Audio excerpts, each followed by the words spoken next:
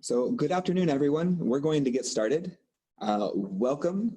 Today, we are excited to talk about how alumni of virtual exchange programs can use their skills to pursue other international education opportunities, specifically in-person study abroad programs. My name is Kyle Kassler. I am a program associate for the Stevens Initiative, where I focus on alumni engagement, providing opportunities like today's webinar. This webinar is brought to you by the Stevens Initiative, an international effort to build global competence for young people in the United States and the Middle East and North Africa by growing and enhancing the field of virtual exchange. The Stevens Initiative is sponsored by the U.S. Department of State and administered by the Aspen Institute. The initiative supports many different virtual exchange programs, including yours. The Stevens Initiative is committed to bringing opportunities like today's webinar to you, our alumni, so you can continue to learn. So let's look at today's agenda. Today's webinar will have 3 different portions. First, I will give a short presentation on using your virtual exchange skills to study abroad and mention some strategies to find and apply for study abroad opportunities. Second, we have a very distinguished panel joining us today. These are experts in study abroad programs and have prepared to share their advice with you, our virtual exchange alumni. Lastly, we will have a Q&A portion where you can ask your question to our panelists. If you have a question now, go ahead and submit it using the Q&A feature at the bottom of your screen.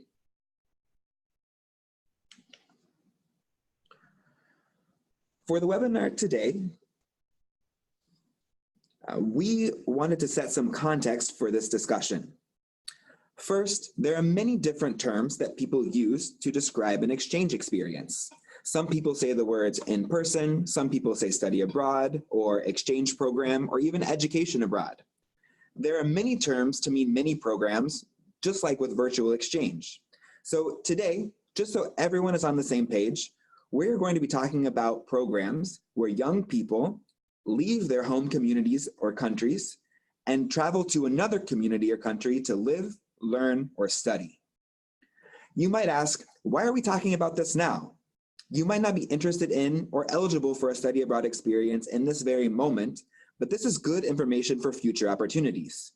We think what you learned in your virtual exchange sets you up as a unique and valuable candidate for study abroad programs. While we can't give a specific program for each of you to apply to, we do want to talk about programs in general. You're just too unique to share a specific program with everyone. There are too many unique exchange program possibilities for us to talk about them all today. So what we can talk about are some general skills and advice, and then you can apply these lessons to opportunities that come to you in the future. On the left-hand side of this screen is a copy of a document shared with you before this webinar, and you can also find it on our event page at stevensinitiative.com. You can see some tips and resources that we will discuss today, including how to identify skills from your virtual exchange, how to use those skills to study abroad, steps you can take to find a study abroad program, and a list of sponsored programs from the Department of State that are linked to the program's websites.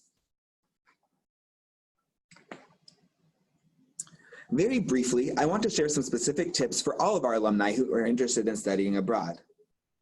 You should start by identifying some skills that you gained from your participation in your virtual exchange program. A good place to begin is to think back to what you didn't know before your virtual exchange and what you know now. You will probably come up with many different skills or abilities, but it's helpful to break these down into 2 categories, hard skills and soft skills. Some examples of hard skills you might have gained in your virtual exchange include technology skills, entrepreneurship, sustainability, dialogue, coding, or other technical skills. You might not have gained all of these, but probably 1 or 2. Some common soft skills from virtual exchanges could include cross-cultural communication, teamwork, flexibility, adaptability, or problem-solving skills. These skills are very transferable to the study abroad application process and to being successful when you're a study abroad participant. You might be asking, how can I highlight these skills to create a more competitive application for a study abroad program? Or what do you mean? How can I use them to be successful when I'm a participant? Well, first, you should mention them on your application. Many study abroad programs are competitive. There are more people who want to go than can be accepted. This is especially true if there is a scholarship offered. You can use your hard skills and soft skills on your applications to show how you already developed skills and how you will use them again on your program. Show your curiosity or interest in different places and people and previous efforts you have made to learn about other cultures, and to show your ability to communicate and connect with someone from another culture. Second, applications are only the first place you can use your virtual exchange skills. You can also use them when you're actually on a study abroad program. These skills can help you to meet common challenges like misunderstandings, frustrations, or working across differences. They can help you communicate with your host community members, or if you're trying to make friends in your new home, or you can use them to communicate about your experience with your family back home, or with your friends, or with others in your home community.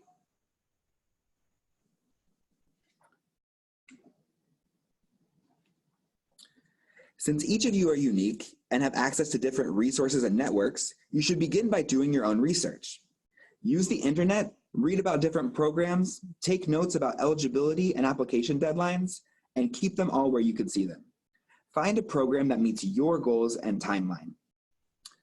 The next step would be reaching out to your network and contacts and talking about your resources and asking for advice. Talk to your friends, teachers, and school administrators, and your virtual exchange program contacts. They can help point you in the right direction for your unique circumstances. And third, you should be proactive in your approach. No one will just give you a study abroad experience. If you attend a university with a study abroad or education abroad office, make an appointment. During an appointment, a professional can discuss your options regarding program type, scholarships, and other important aspects of study abroad. If you don't have one of those offices, ask an advisor or a professor for tips, or ask to be connected with another student who has studied abroad. If you live in the Middle East or North Africa region, check out your local embassy's website and social media platforms. They will talk about the programs you're eligible for. Lastly, there are programs that all virtual exchange alumni should check out. The links are included in that resource document I talked about earlier that was sent to you in an email and is on our event site, on our event page on our website. Each program is sponsored by the Department of State's Bureau of Educational and Cultural Affairs, and the applications are competitive, and each program has eligibility requirements. These programs on that document are divided up by which alumni community can apply, and each has a unique focus, but there is something for everyone. For students in high school, or students at the university level, for students in the MENA region, or in the USA. If these programs aren't for you, don't forget to talk to your school's study abroad office or other resources, or reach out to your local embassy. Now to introduce you to our panelists so we can kick off our panel discussion. Today we are very lucky to be joined by 3 guests with a lot of experience in study abroad programs and unique perspectives to share with you all.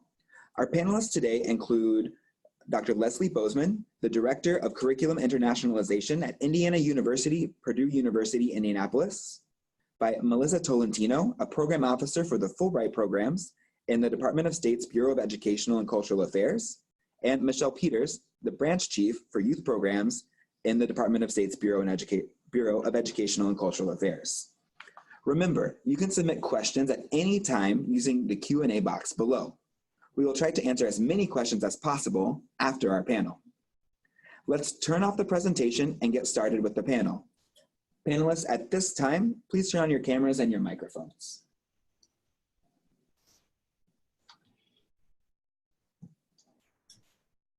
Hi, everyone. It's so nice to see you. Welcome today. Thanks for being here. I'd like to kick this off with an introductory question. So I know I shared your names and what institutions you're representing, but I'd like to ask each of you briefly to introduce the programs or the office that you represent, and maybe share a little bit about the goals of these programs. Michelle, can we start with you? And then since you and Melissa are sitting together, Melissa, you can go next, and then we'll turn to Leslie. Sure, thanks, Kyle. Hi, everyone. It's great to be here. So I'm here with my colleague, Melissa, and we work in the Bureau of Educational and Cultural Affairs, which is part of the United States Department of State.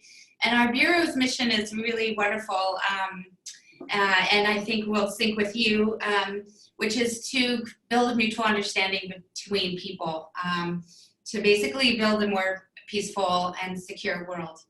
And I'm really excited to be able to share the high school programs that I work on directly. We have programs for in most of your countries, not all, but Melissa can share other opportunities. Basically, we bring every year about 2,000 international high school students to the US. They attend a local high school and they stay with a host family and they learn leadership skills. And this program is called the Youth Exchange and Study Program. And YES for short. And YES has kind of a sister program called the YES Abroad program, which sends US high school students overseas to select YES countries to do the same thing as their international peers. And the goals of these programs, actually the goals of all of our programs are, basically to build the relationships and networks across borders, and to build leadership skills and global competencies, so that you can collaborate and solve the world's problems, as you move forward in your professions. We also have a program called the National Security Language Initiative for Youth. That's for American high school students to go to select countries overseas to learn critical languages such as Arabic, Chinese, Hindi, Korea. And then we also have a smaller component in our office that does short-term programs. And these are both open to international participants and American students. And they're under the framework of youth ambassadors and also youth leadership programs. Kyle provided you the links to those. These are mostly for international students coming in for a short-term 3 to 4 week program where they travel as a group and they learn about a thematic topic. But one of the really great things is that many of those programs also have a component where US participants join the international group in the US host location. So that is also an opportunity. And I will send around one-pagers of the programs that I'm talking about that Kyle can send you after the seminar. Thanks, Michelle. So hi, everybody. I'm Melissa. I'm going to be talking today about post-secondary programs.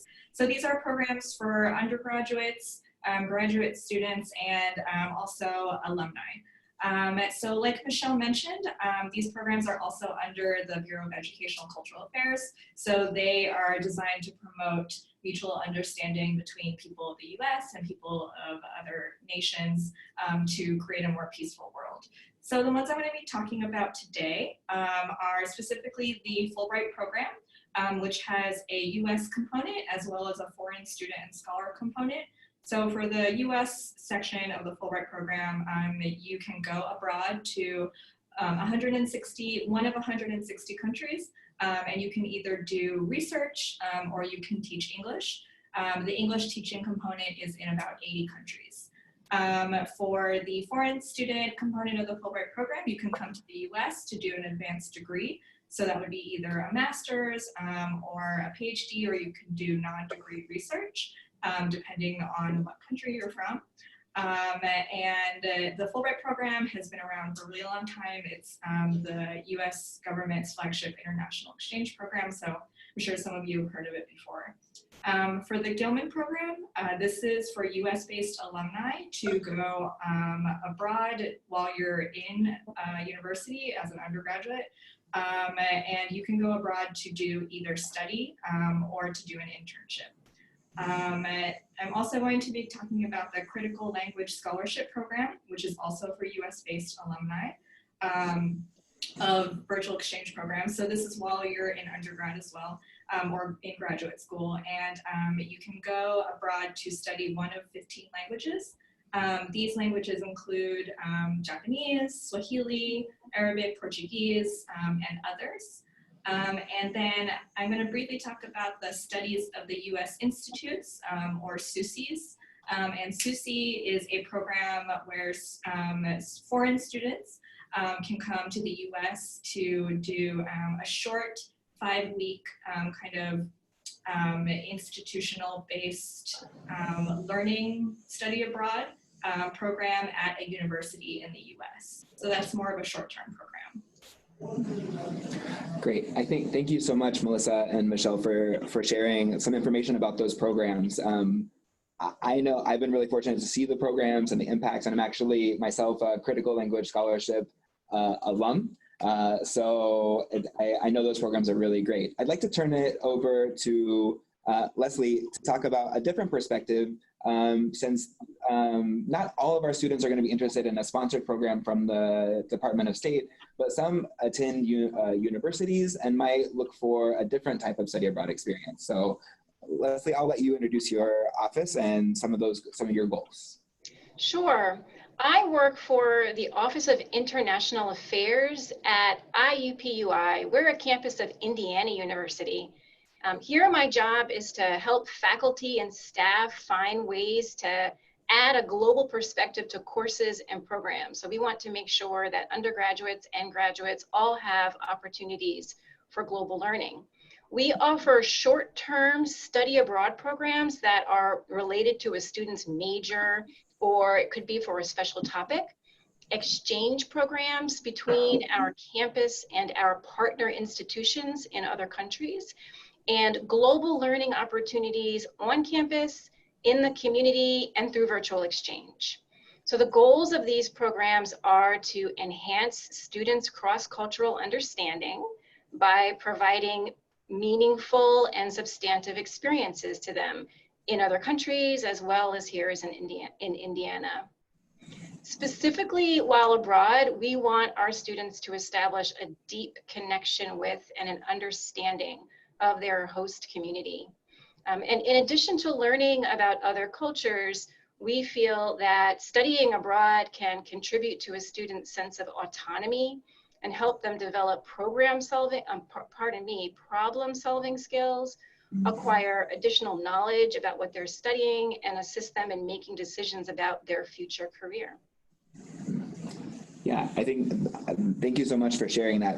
I appreciate you talking about the goals of your program and what you think students gain, because I see a connection between what you're talking about with the programs you represent, and then what Melissa and Michelle mentioned, mostly about like increasing a student or increasing a young person's understanding of other people, other places, by building mutual understanding, by sharing who we are as either Americans or as students from other places in our new communities. So cross-cultural understanding, mutual understanding, I really like that connection between the very different programs that all of us are representing, right? That's great. I want to turn to a different topic, and maybe since I made Michelle start first, maybe I'll make Melissa start first this time. But the Stevens Initiative alumni community is very diverse. So the people watching this webinar or watching a recording of it come from many different parts of the world, different parts of the United States also. They'll have varying backgrounds. I've heard many people say that diversity among participants is important for exchange programs. And so I have two questions for you about diversity. First, do your programs aim to recruit a diverse group of students? And then if so, how can applicants communicate about their diverse backgrounds when they're applying for a program? Yeah, so the Fulbright programs and all the other programs I'm talking about today, they're very committed to recruiting a diverse group of students and scholars. That's not just the programs I'm talking about, all of the programs in our Bureau do that. So Michelle can talk about that a little bit later too. But basically, the Fulbright program specifically launched a new brand narrative earlier this year. And it really talks about how we're trying to create a more diverse and inclusive program. And one of the lines in the brand narrative is that the Fulbright program is trying to get people who are passionate and talented from all backgrounds. So it's, you know, if you're from a community college or from, you know, the middle of America, not like the coastal cities, or if you're in a country that you don't really see represented, you should still apply to Fulbright and any other of the programs that we're talking about, because we're really trying to expand the people who come to the US and go abroad, so that we can underscore the mission of ECA, which is to create mutual understanding. So in terms of putting that in your application, I would say to really know what your story is. What is your personal story? How does your background contribute to that? What did you learn during your virtual exchange? And how does your background align with that? And to have all of those components create a personal narrative that really shows who you are. And that's very important for any application that you fill out, especially for study abroad or any of the programs that we're talking about today. Yeah, I like what you're saying, because I think before I studied abroad, I had an idea in my head that, oh, that's not for me. Like I'm from Kansas originally, from a small community, and I always thought like, oh, that's for someone who goes to like a big school in New York, or who has like a lot of money and can pay for the plane ticket, all that stuff. And so I think knowing that some of these programs are really dedicated to bringing people from all backgrounds is really important for our alumni to know. Yeah, Kyle, may I add to Melissa's good suggestion? You know, as she said, ECA really strives for diversity, and in our high school programs, again, in all of our programs, that diversity is pretty deep. So we want participants to reflect the diversity of their countries, and that's in all kinds of ways. You know, people with disabilities we welcome, people who would not otherwise have the opportunity to go on exchange programs. So it's, and we also, on the flip side, want to be sure that the host location of our programs reflects the diversity in terms of the host families we put the students in and that kind of thing. So it's very broad. Yeah, that's important to remember too. Thank you. I think when we hear diversity, sometimes our mind immediately goes to a certain thing, like how much money someone has, or race or ethnicity, when like diversity is really big. And so it's important to remember that like all backgrounds of students, and then also all backgrounds of like where they might be going in their communities. So I think that's really great. Leslie, maybe I can turn to you. Your thoughts on these two questions. Yeah, certainly. We definitely aim to recruit a diverse group of students across Indiana University and specifically at IUPUI. And I'm going to just emphasize some of the points that have already been made by the other panelists. Since America is such a diverse nation with people who represent a variety of cultural, racial, and socioeconomic backgrounds, identities, and perspectives. And there's really not one way that Americans look or sound or think or act. It's important for people around the world to be exposed to different kinds of Americans. And IUPUI students, as well as students across many of the universities and colleges in the US, they reflect that diversity.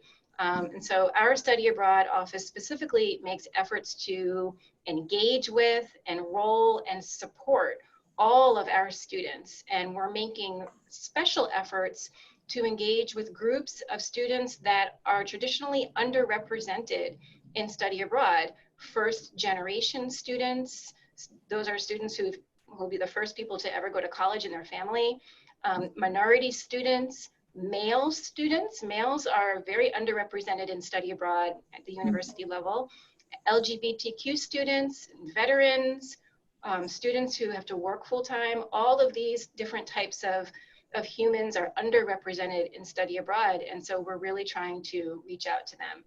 And again, when it comes to how to communicate your diverse background, I'll also reiterate that it's really important to use that personal statement.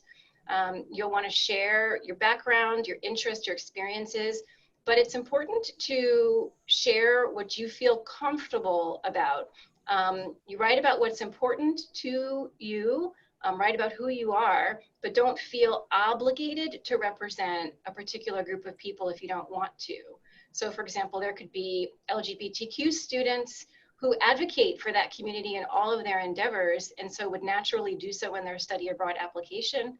But there might be other students who feel that they don't need to refer to a specific aspect of their identity in an application. And so I would pay attention to the prompts in the application statement and to the goals of the program or the campus where you're applying.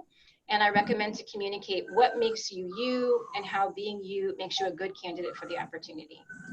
Yeah, that's such a great point, that like sharing about our backgrounds and our identities can be really personal, but really like talking about the story of who we are is such a good thing to do on the application, because it lets people who are conducting these programs know who you are. But it's also really great practice for then when you go on a program, because you're going to spend a lot of time communicating who you are there too. So communicating that on those applications in your personal statement, or as I think Leslie and others pointed out really well, there are other points in the application usually where it's an opportunity to share a little bit more about you as you're comfortable. I think that's great.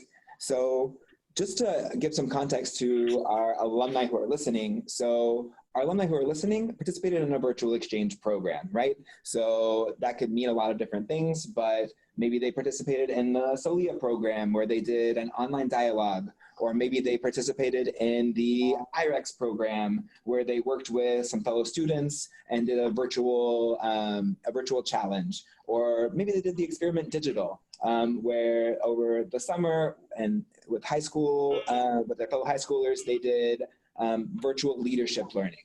And so those are virtual exchange programs. And all of those virtual exchange programs, participants developed many skills.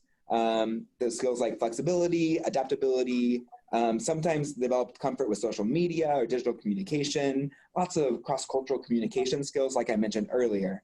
They also develop or demonstrate, an interest in international experiences. And that applies to these programs that you're talking about, which are, again, those study abroad programs, or programs where someone, not virtually, where someone goes from where they live to another place, another country, and lives, learns, works, studies. And so talking about those skills, how can applicants showcase these skills on applications for in-person study abroad programs? Leslie, do you want to take that first? Sure. So having experiences that demonstrate that a student is well prepared for study abroad is really important. It's a good idea to demonstrate the impact of the virtual exchange experience in which you participated in that personal statement. And again, I'm reiterating some of the things that have been mentioned before, but it's really important to take them to heart. You'll want to write about what you learned from the virtual exchange and what impact that learning has had on you. And you'll want to provide concrete examples of the interactions that you had with counterparts in other countries. It's a really good lesson to learn. It's not enough just to state that you learned something. You need to demonstrate how you learned something. And it's always helpful in trying to do that to share an anecdote or a descriptive short story about what you experienced that's relevant to the prompt, to the questions that are in the application statement.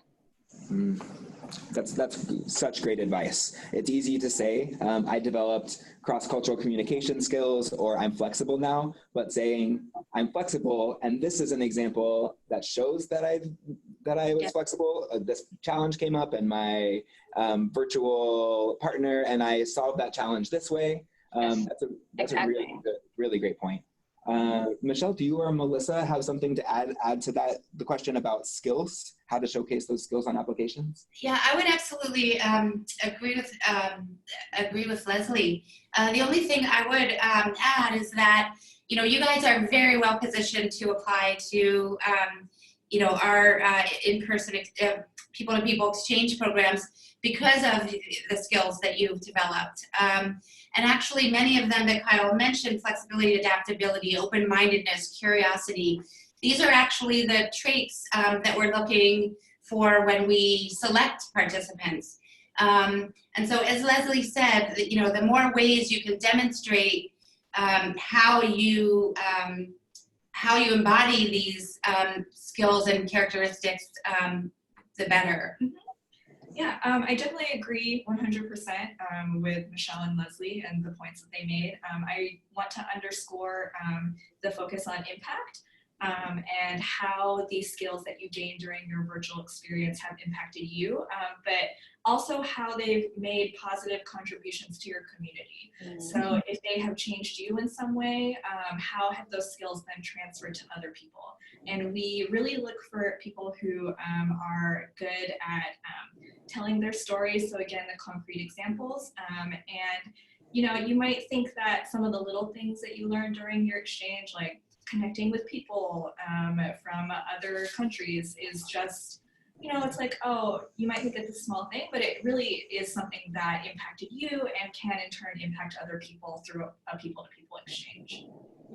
Yeah, that's such a good point. I think when we're doing a virtual exchange program, like all of these alumni have done, you gain so many skills or experiences that you can't quite identify, like, oh, that's something. Like, I learned to connect with this person who lived over in that country, way over there, and we worked together for this amount of time, and we did this project together. That's a really big deal. And you gain a lot of skills from that. And so being able to identify those and saying, this is the impact it's had on me personally with a clear example, is so important, and important to remember to do in those applications. I think we talked briefly about how to use these skills on our applications to get us in the door, to get us onto that program. But then once we're on our in-person exchange programs, I think we continue to develop those skills. And so do you have some suggestions for ways that if one of our alumni makes it onto an in-person exchange program or is studying abroad, how can they continue to develop those skills that were first developed through their virtual exchange? I don't know, Michelle, do you want to start that? Yeah, I would say keep doing what you're doing, and you know, when you're on your in-person exchange, try to meet and reach out to as many people as possible. Do community service. You learn a lot, and you're exposed to many different people that way. And involve yourself in extracurriculars and leadership opportunities and activities. The more engaged you can become in that community, the more you'll learn and develop those skills. And most importantly, make, you know, lifelong friends and networks. Yeah, those mutual understandings that you were talking about earlier, or like those connections from mutual understanding. Yeah. Yeah, I would definitely agree with the engagement part. Like, you've gained all these skills from your virtual exchange, but you can definitely grow them and capitalize on them from being in country, in another country that maybe you're not so familiar with. And at first it, you know, maybe unfamiliar, but that can definitely help you grow your skills.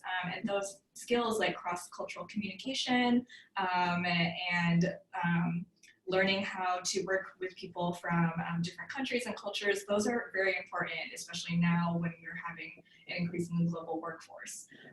So I would definitely underscore the community service part and, you know, getting out of your bubble and trying to meet as many people as possible.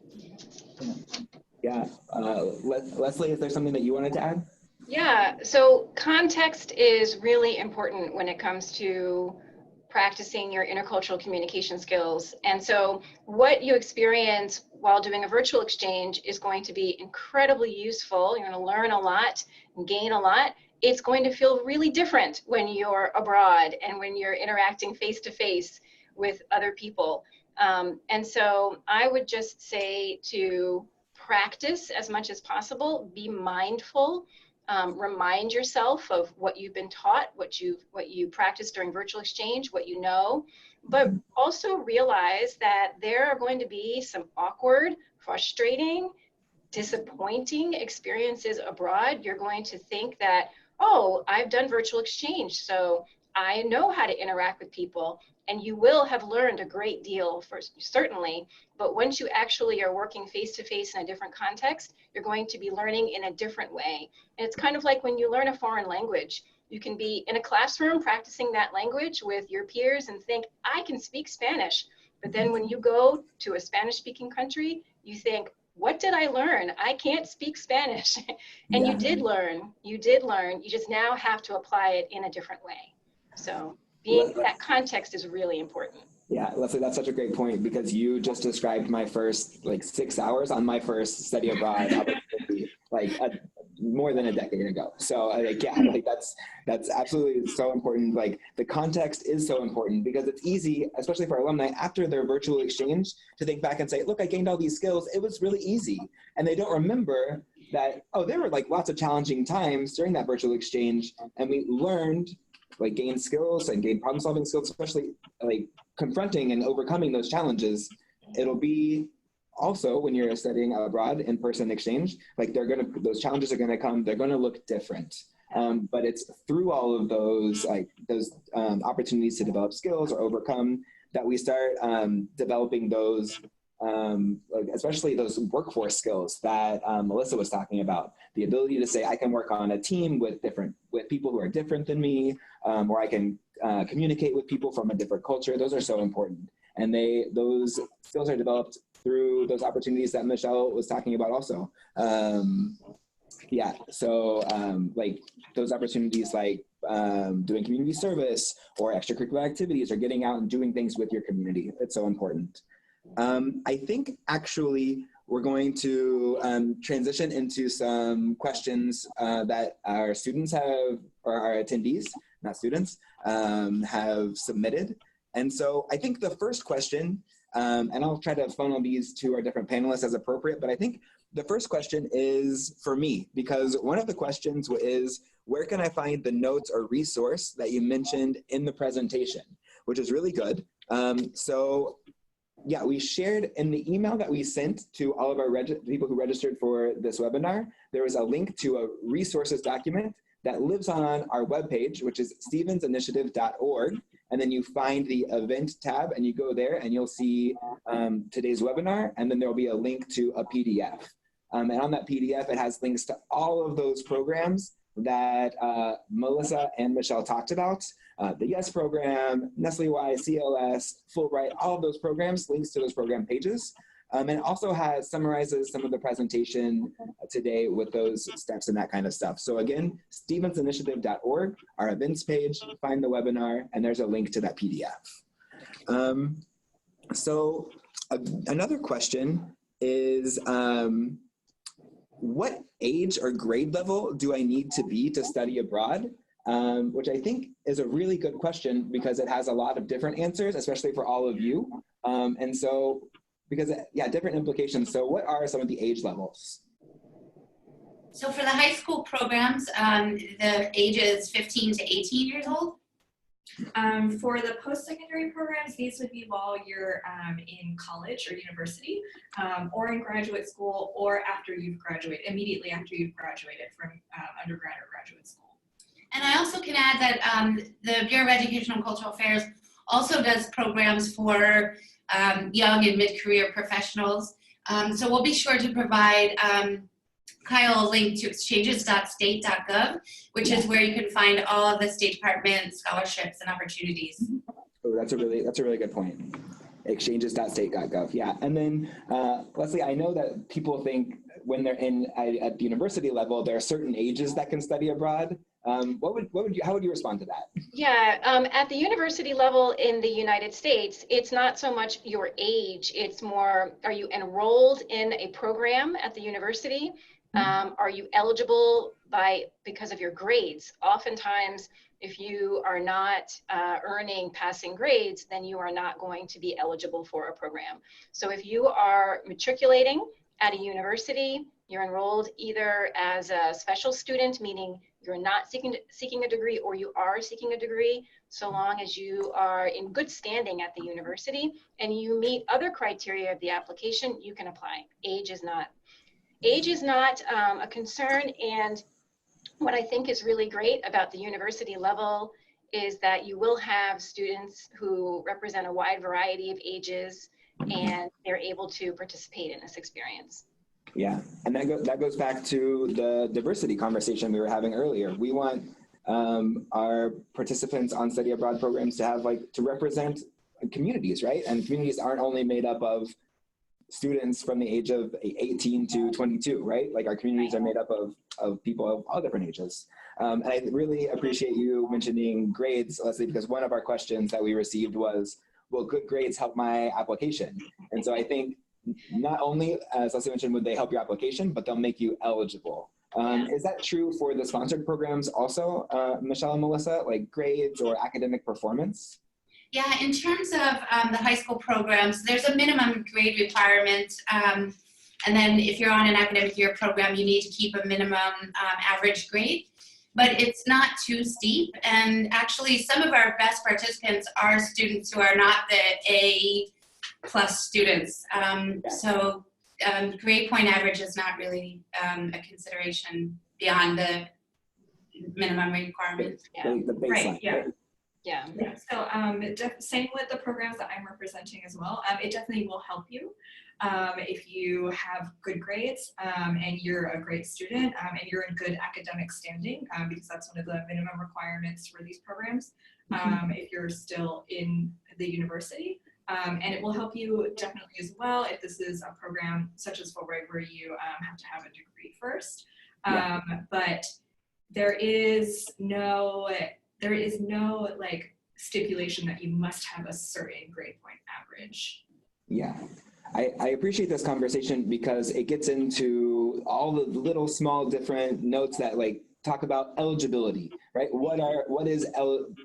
How can I be eligible, or how can I meet the requirements to join this program? Both the programs that Melissa and Michelle are talking about at the State Department, and also study abroad programs that Leslie's referring to at specific universities or institutions. And so I guess from that conversation that we just had, I would recommend to students who are interested in studying abroad, really examine the programs you're looking at. There should be a list of eligibility requirements. Make sure you either meet those eligibility requirements, if that's an age level, or if that's you need to be enrolled, or if this is the minimum GPA, or you need to be studying this. There might be different types of eligibility requirements. So read the list. And then if you're not eligible right now, but you could be if you do a little work or you do something to check a box, it's important to maybe plan that for the future too. So another question that's kind of on the same vein, maybe the next question, if we talk about eligibility, a student asks, what if I can't find a program that I'm eligible for, or if I can't find a program that I'm interested in? Where else could I go to look for different programs? So I think, Michelle, you mentioned a website. Do you want to mention that again? Yes, the website is exchanges.state.gov, and that's the Bureau of Educational and Cultural Affairs website, and that has all of the programs that we offer. And if you click on each of them, you'll find the eligibility requirements. I would also, Kyle had earlier recommended going to the U.S. Embassy or consulate and talking to the public affairs people. I would also recommend, if you're interested in university study abroad, we have Education USA centers, and we also, many of the countries that you represent have American centers overseas. And these are great places for you to go and get more information, more specific to your countries. Yeah, that's great advice. And maybe, Leslie, what about if a student is studying at a U.S. institution and they're just not finding a program that they're eligible for or interested in? What would you tell that student? Yeah, actually, some of the information that Michelle offered just now is applicable, but I also want to bring up a couple of organizations that might be applicable to some of the U.S. and then also some of the students in the Middle East. There's Sister Cities and Partners of the Americas. So I bring these up as examples of national and local organizations that might offer opportunities abroad for students that are not for credit. And that would be the big difference, is that these are people-to-people diplomacy, cultural exchange, but they are not necessarily for university credit. And so if for some reason a university student, a college student is not able to go during their formal education, then they can be really looking into what is offered by national and local governments and organizations. Sister Cities is an opportunity to see it's an organization that links cities in different countries together, and they often offer advocacy or education type programs abroad. Partners of the Americas is only for countries that are North America, South America, and they do similar types of exchange. So those are Michelle's suggestions as well as these. Yeah, I think all of you are talking about, there's just such a wide landscape, right, of different opportunities. There are the programs we've talked about, sponsored programs that Michelle and Melissa are representing. Excuse me, sorry. There's the study abroad opportunities that are more traditional at the universities through education abroad or study abroad office, like Leslie is talking about. But then there's a wide array outside of that if you go to exchanges.state.gov, and I can share these in the email that we'll send to people attending this, some of these links to people attending the webinar. But there are also those organizations that are outside of any of these other sources, like sister cities or like Partners of the Americas. So really what I was talking about in that presentation, the first step is doing your research. What are your goals? What programs are out there? What are the eligibilities? And making sure all those things kind of line up. I think we're going to transition into a couple, start transitioning out, finishing up, but I want to make sure I have two final questions that I want to ask our panelists, lightning round questions, or really asking for brief answers as we close up. So what advice would you give, maybe something we haven't said before, what advice would you give to someone who is interested in participating in an in-person exchange for the first time? And I know Olga has an idea, yeah. So this is going to sound really simple, but I mean, it's true. My advice that a lot of current participants on our exchange programs give to prospective participants is honestly just to do it. A lot of people sometimes get caught up in their hesitancy and thinking, oh, I'm not right for this program, or I'm not smart enough, or this isn't the kind of thing that I should be doing. Somebody else should be doing it. But that's not true. If you are eligible, you should definitely try. You should just go out there and, break down that burner and try it. Yeah, that's great. I would also add to be your genuine self, and as was said earlier, to tell your story and reflect on who you are and what you can contribute to the exchange, and how you will continue the exchange when you get back. So how can you share what you learned and amplify the experience? I would also say to not give up. Especially with our merit-based, full scholarship programs. Sometimes, they're very competitive, and sometimes you might not get in the first time. But please don't give up and try again, because by trying again, you actually show that you are persistent and determined. And I just want to make sure you don't feel discouraged, because that's what we hear from students. Michelle, that's great programs advice. are ultra competitive. One of the programs that Melissa talked about, that CLS program that I'm an alumni of, I applied for that twice. I did not get in that first time. Yeah. I think that persistence is true, and I had a great experience the second time I applied. So that's such good advice. Leslie, did you have anything you wanted to say? Yeah, of course. And so if you're at the application stage, you're considering this in-person exchange, I would say talk to as many people as possible, and if you happen to be on a university campus, think about, are there international students on your campus from the country where you'd like to study? Yeah. And if there are, speak to someone in the international student office about how to make contact with those students, so that you can talk to someone who's from there and they can give you some inside information. If there aren't international students on your campus or in your high school from the place where you want to go, there might be community members. There might be local organizations. So hopefully your educational institution is going to have a lot of resources for you, but the community might also be an option for you as well. Yeah, that's great advice. Again, do your research, right? Be prepared. May I just quickly also add For the U.S. Based students, you know, we're always looking for host families for our international students, the 2,000 I mentioned that come every year. So yeah, hosting is a really great way too to amplify your experience and build your applications. Yeah, I think that's also great advice. Like having that experience early, that's good. My very last question for you all would be for you and all of the exchanges that you've seen. What is the most rewarding part of participating in a study abroad experience?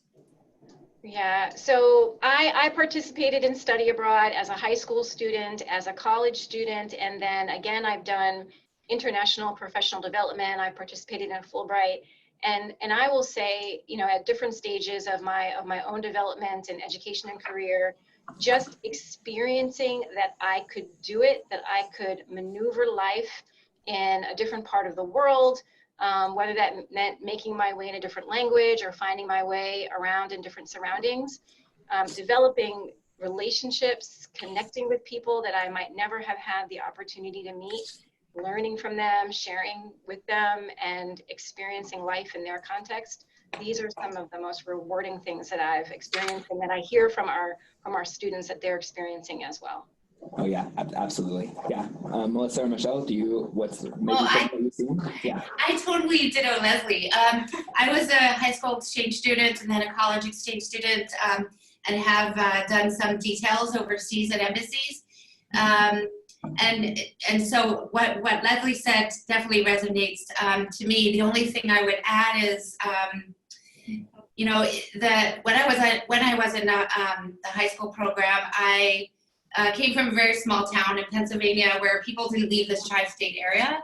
And I only went for a summer, but that exposure was critical and changed my perspective and my whole trajectory, and helped me get to where I am today. Mm-hmm. Yeah, also speaking from experience, as an exchange alumna myself, and just from what I hear from our exchange program alumni, it really, one of the most rewarding things really is, as Leslie mentioned earlier, being able to apply the skills that you learned in your home country in a new place, where, you know, you're unfamiliar with the people there and the culture maybe, and just your entire surroundings, and you have to learn how to take what you know and apply it to these new surroundings. And I think that's a really invaluable experience. And I'm definitely a different person today because of the exchanges that I went on. And I know that a lot of people can say the same. Yeah, that's so great. Well, I think we're going to start wrapping up. First, I would like to say thank you so much to our panelists for taking out so much of their valuable time to join us today and to share your expertise with our alumni. I know this will go really far, so I really appreciate you all being here. A couple of things before we close up. Remember, the information from this webinar, the documents can be found at stevensinitiative.org. Go to our events page, find this webinar listing, and there's a link there to these documents. So you have links and that kind of stuff. We'll also be following up with people who attended today with some additional information too that we mentioned. Thank you all so much for attending and coming to our webinar. The Stevens Initiative team looks forward to providing more opportunities and resources for our alumni in the future. We anticipate sharing a video just after the new year, highlighting some resources, a resource platform for our alumni. And so you can follow us on Twitter or on Facebook to make sure you're connected, or you can sign up for our newsletter for upcoming events. And one last thing, as we close the webinar, you'll be directed to a short 2-minute survey. If you could fill that out, it helps us create more webinars like this in the future. So again, thank you to our panelists for joining. We appreciate it so much. Thank you to our alumni for attending, and we'll conclude our webinar. Thanks so much. See you next time. Thank you. Bye. Bye. Thank you.